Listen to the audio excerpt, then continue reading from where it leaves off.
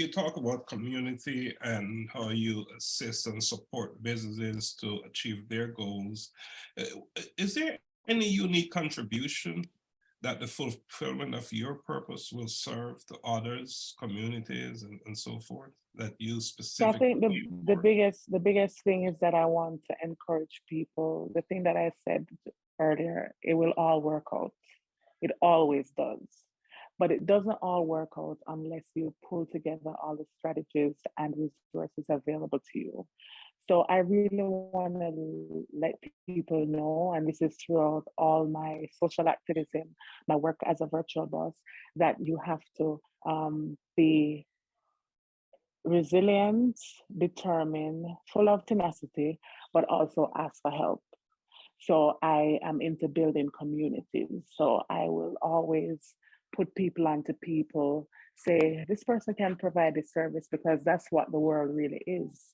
It is a network of people who can provide things to each other, but it's to have somebody as the stand in the gap to make that kind of connection. So I think it is to what I bring to people with my purpose is the motivation that it can happen, but you have to be certain about what you want. And of course, as you said, be certain about your purpose and take the steps that are needed. It's not going to be easy. It's often long and arduous. But if you take that route, you'll feel like you have really fulfilled your purpose at the end. Yeah, what was going on in your life? Was there a singular event or a series of events that brought this awareness to you that your purpose or serving your purpose or pursuing your purpose is of significance? For sure. So I knew that the path that I was on, say probably 3 or 4 years ago, was not what I wanted for my life. I'm not afraid to say that I'm a big city girl with big dreams and with a lot that I want to accomplish. And I decided that I wasn't going to limit myself by staying in Little Kingston, even though I love where I come from. But I believe that there's so much more that I can bring back to my people if I network internationally, if I have different perspectives, if I have a renewed perspective about the world. And I don't believe that, you should play small and stay small because that's there's so much out there in the world. So I think what are the events? I think I probably graduated from my undergrad, probably at sometimes kind of listening to the narrative that, I'll probably just stay where I am, doing what I'm doing and not going forward. And I think I decided to break that entire narrative and really go out there and live, so much so that I went 16 hours away from home where I knew nobody. When I came to South Africa, I didn't know anybody. Mm. So 3 years ago, you really came into self I and think I hit rock bottom in terms of where I saw my life going. I think a little before COVID, I was like, this is not it. I think I was in going through a series of like dead end jobs where I was doing something that I didn't like to do. 9 to 5s for me are not really things that it's not really a thing that I think is impossible. Of course, I would do it, but I thought that I was doing 9 to 5s that I didn't have any purpose. I was just probably pushing paper, not doing things that I was passionate about, probably working in industries that weren't appropriate for my skill sets, and not having somebody who can say you're not a failure because you feel totally frustrated at like 3 p.m. because I've finished all my work, but the work code says you have to stay until 5:30, which is why I started the virtual boss business, because I'm like, people can actually be productive for 5 hours and that's it. You don't need to be productive for 10 or pretend to be productive for 10, but really work for 3. And that's what happens in most office situations anyway. So I think that's what turned it around when I started the virtual office hub. It turned around my confidence and my abilities. I was working with clients that were not local; they were Canadian Americans. They didn't have a story on me. They just knew that I was a competent professional and I would get what they needed to be done. And everything just has grown from there. So those series of events brought you in collision with your purpose, some 3 years ago. Absolutely. Let's talk about values and beliefs.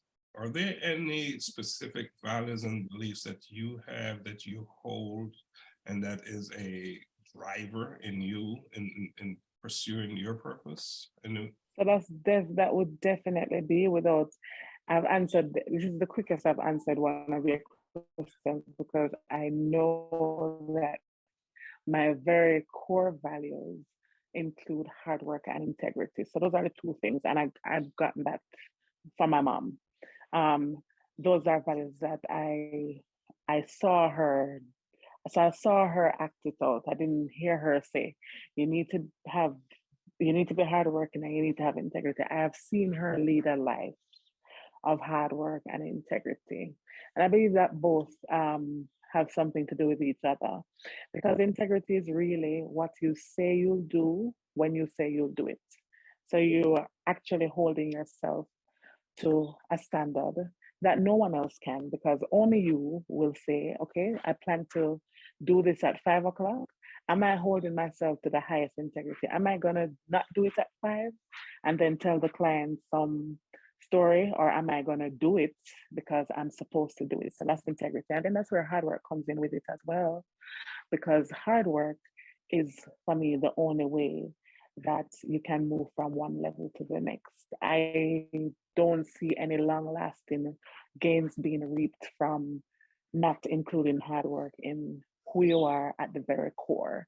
And I believe that what people see you as, although we say it's not important what people say, it is important what people see you as because people like dependable people. And the only people who are dependable are people who are hardworking and decide that they're gonna put their hard work on show every day.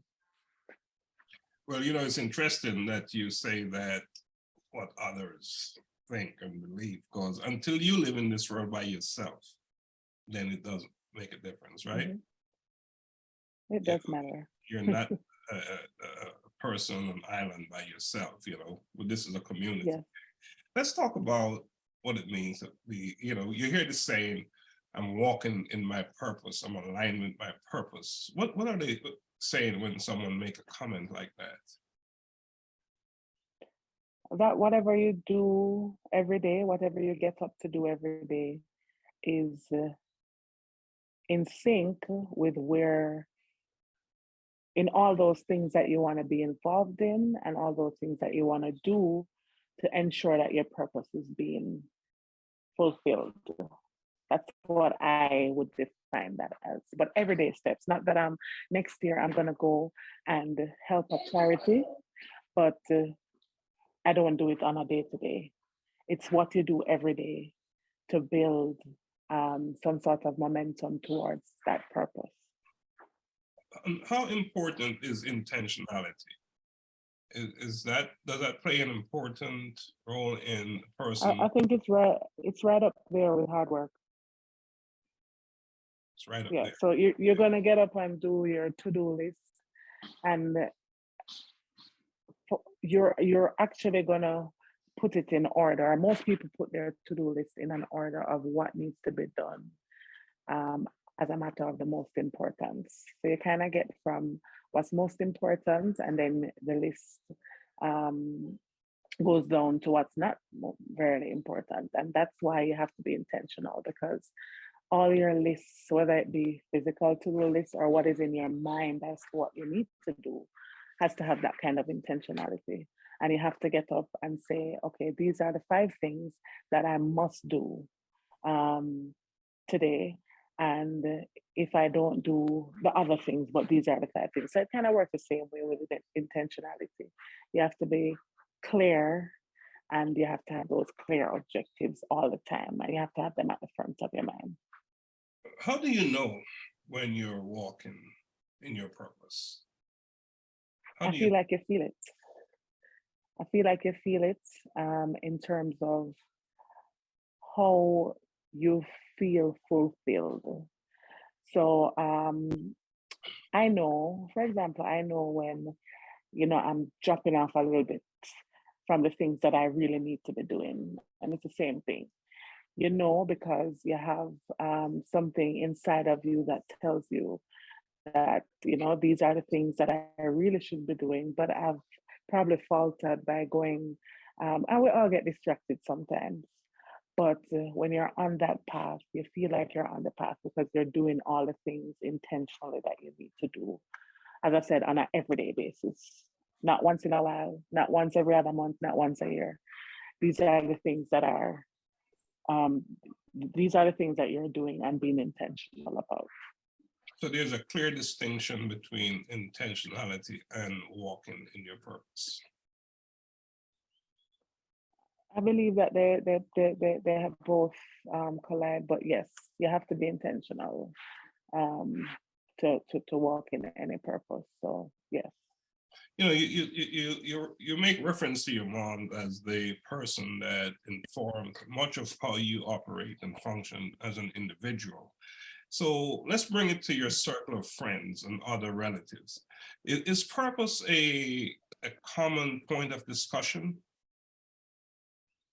Yes, and I would say we spend a lot of time, a lot of our time, talking about plans, not just the short term, but the medium term plans. What are the steps that are going to take for us to get there? I find that my circle is one of progressive people, progressive people that know that hard work and in some cases a good education is what we're gonna pursue to get there, and that it is a limitless world and a world that's wide open for you to live anywhere, work anywhere, and pursue anything. So a lot of my friends are in Jamaica or in the Caribbean or in the US, but we talk all the time since I'm here because we know that um, our our lives can take us anywhere, but the friendships are really a lot about talking about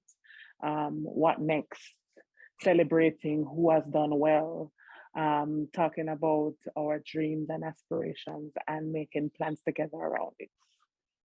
You know, So I have a very positive circle, very positive. very positive circle, and that's awesome. So not everyone can say that, and for those individuals who are not as fortunate to be surrounded by others. That's something that's intentional. So I want to talk about intentionality in your circle. So after a while, so what has served me very well here, so crossing over to a new culture, being a young Black woman, is that sixth sense that you have.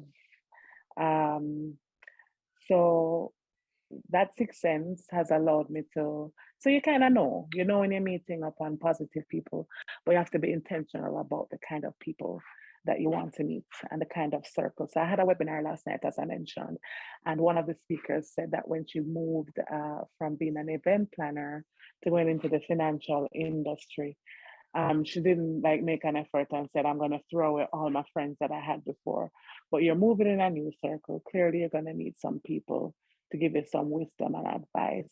And you have to be intentional about saying that. So, funnily, some of my closest friends, if you were ever to interview them behind my back, would tell you that I probably pursued their friendship. Like, I was like, oh, I'd like to be a friend because I that's the vision that I had of what my life is, and I knew who I needed. So sometimes we have WhatsApp groups, and they would send things with memes about people who intentionally look for friends, and they would say, "Who is that?" And people would be like, "It's Seya," but I know the kind of people that you need to move forward.